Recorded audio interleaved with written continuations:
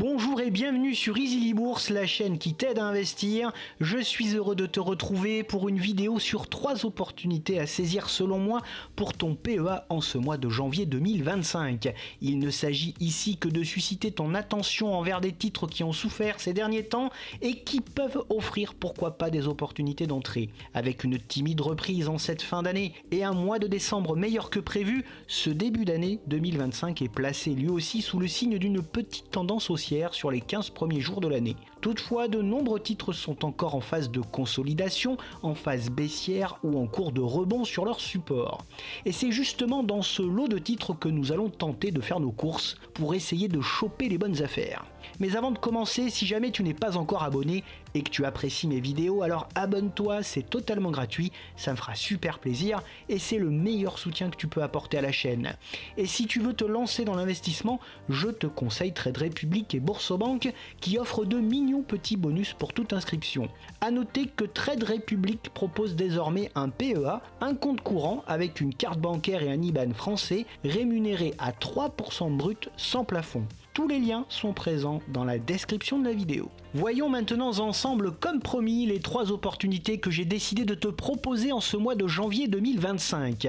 Tout d'abord, un mastodonte européen du secteur financier et gros émetteur d'ETF.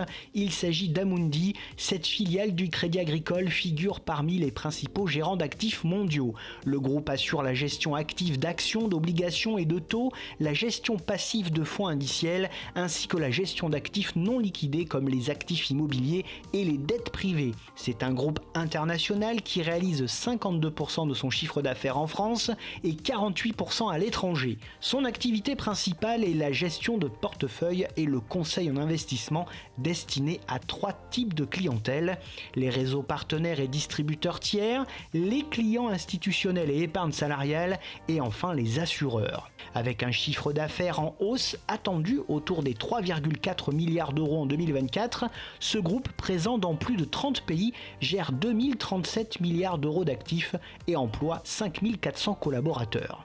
C'est tout simplement la première société européenne de gestion d'actifs. En ce qui concerne ses fondamentaux, son résultat d'exploitation est en hausse régulière au fil du temps et devrait continuer de progresser en 2025. Sa rentabilité s'améliore également et devrait atteindre les 11,5% en 2024. Elle devrait continuer à s'améliorer lors des prochains exercices. Ses marges sont excellentes et assez stables dans le temps. Sa marge d'exploitation avoisine les 46 à 47%. Son free cash flow se maintient à des niveaux élevés. En 2024, il est très confortable et proche des 1,3 milliard d'euros. Le groupe purge son endettement et devrait afficher une trésorerie positive pour la première fois en 10 ans. Concernant sa droite de régression, nous observons que le titre évolue depuis quelques mois légèrement en dessous de sa valeur théorique. De même, il sous-performe nettement l'indice UCITS 440 depuis plus de 3 ans. Amundi reverse un bon dividende stable, à noter qu'il a été coupé en 2020. Son rendement atteint les 6,72% et n'a pas bougé depuis 3 ans. Il est reversé depuis 4 ans sans interruption. Amundi est le numéro 1 de la gestion d'actifs en Europe et parmi les 10 plus gros gérants d'actifs au monde. Il propose une large gamme de produits de gestion qui lui permet de limiter ses risques. C'est un groupe solide et résilient qui renforce sa position en Europe grâce à de belles acquisitions ciblées. En revanche, il subit une très forte concurrence des géants américains comme BlackRock et Vanguard.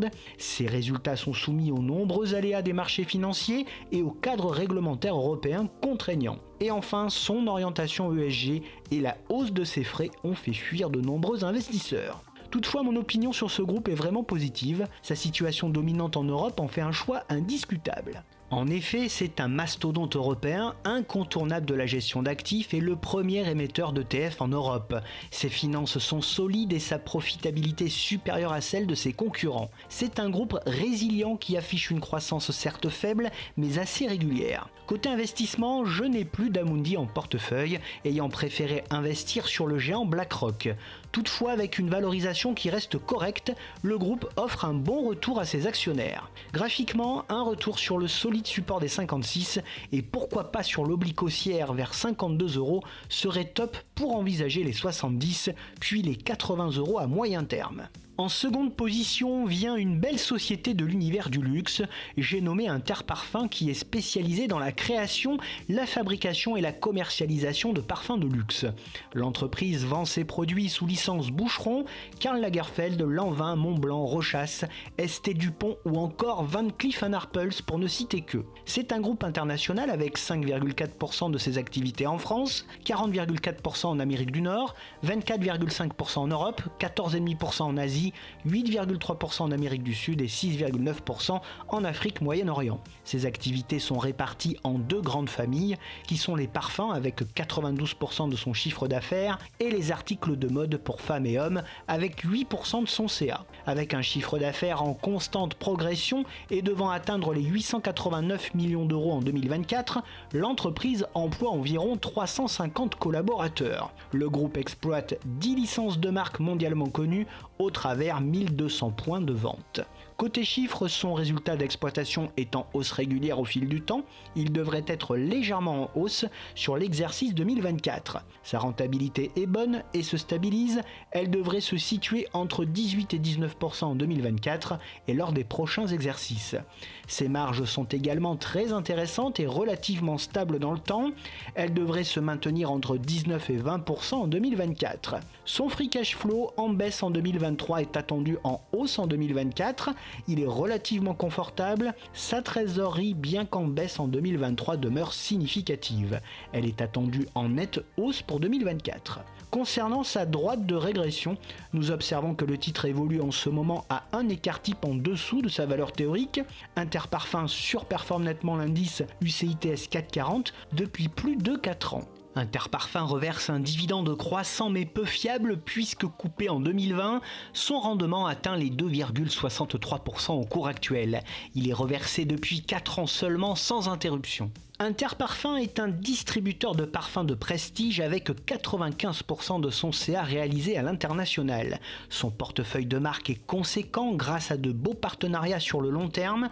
Le groupe évolue dans un marché très dynamique et en forte croissance, notamment aux États-Unis. Néanmoins, 75% de son CA est dépendant de seulement 3 marques, Montblanc, Jimmy Choo et Coach.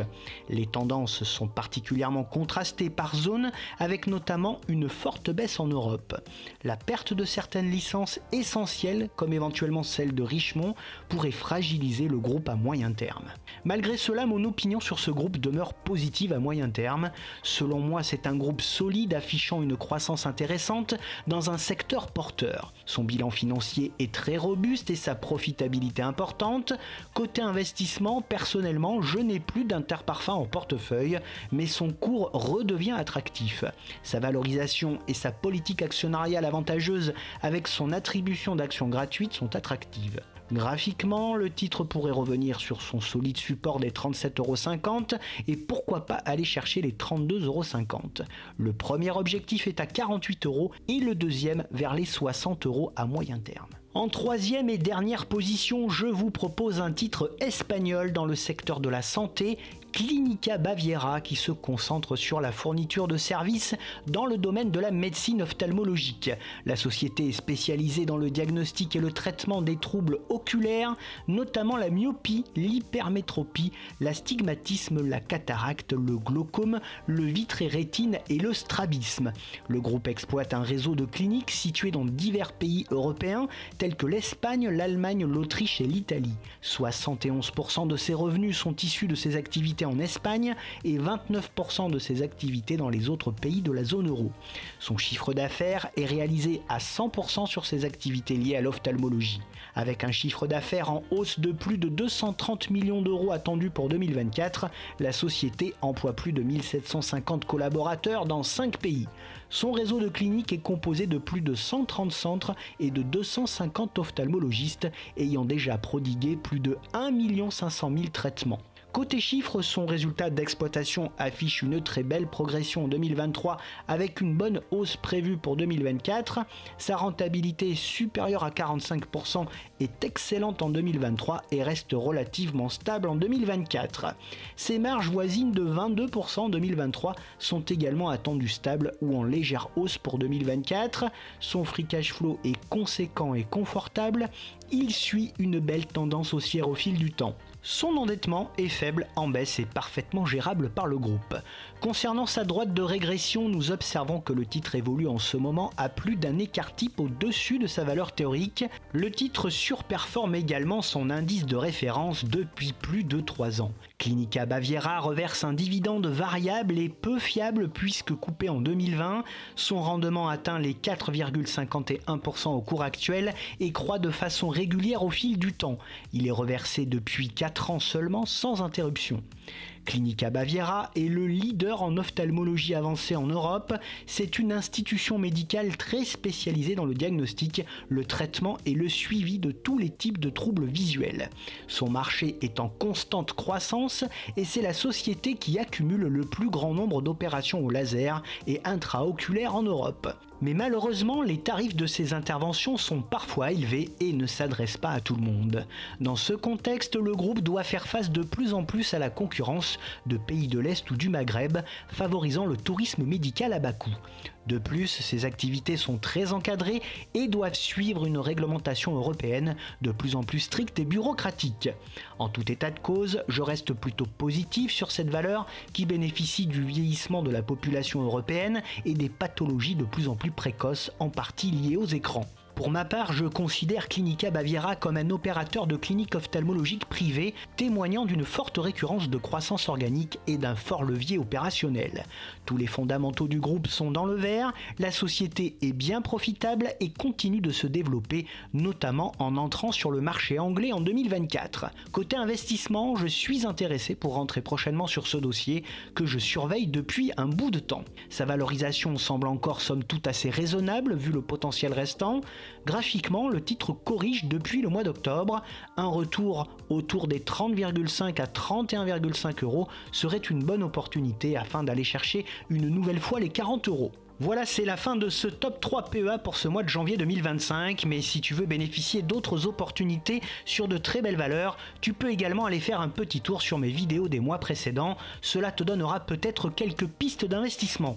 Bien entendu, cette liste d'opportunités PEA pour le mois de janvier 2025 ne reflète que mon propre ressenti et n'est sûrement pas un conseil d'achat ou de vente. Je n'encourage donc personne à investir dans ces titres sans avoir étudié de près leurs fondamentaux. Bref, si cette vidéo t'a plu, n'oublie pas de la liker, de t'abonner et d'activer la cloche pour ne rien manquer de mes prochaines vidéos. Et si tu veux suivre mes mouvements en temps réel, rejoins-moi sur Facebook, X, Instagram, Blue Sky et sur le site Moning.